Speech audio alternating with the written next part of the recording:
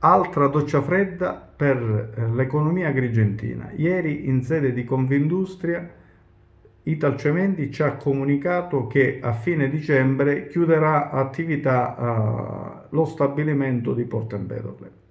A farne le spese saranno i 28 lavoratori diretti, oltre ai lavoratori interessati dall'indotto, per un totale di 50 lavoratori che non troveranno più occasione di salario all'interno di quello stabilimento. Italcementi ieri ci ha comunicato che è previsto che dal 1° di novembre i lavoratori diretti, quindi 28, saranno utilizzati per la messa in sicurezza dello stabilimento.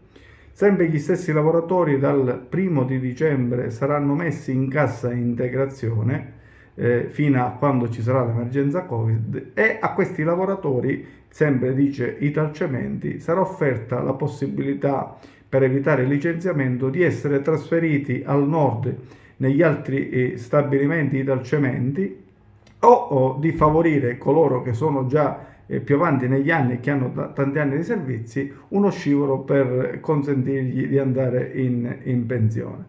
Quindi questa è stata la comunicazione che è stata come un fulmine al ciel sereno ieri, data da Italcementi, e che mette tutti in forte apprensione. Già la nostra è un'economia, è una situazione socio-economica abbastanza travagliata. La perdita anche di questo stabilimento ci fa pensare che Agrigento è davvero messa male.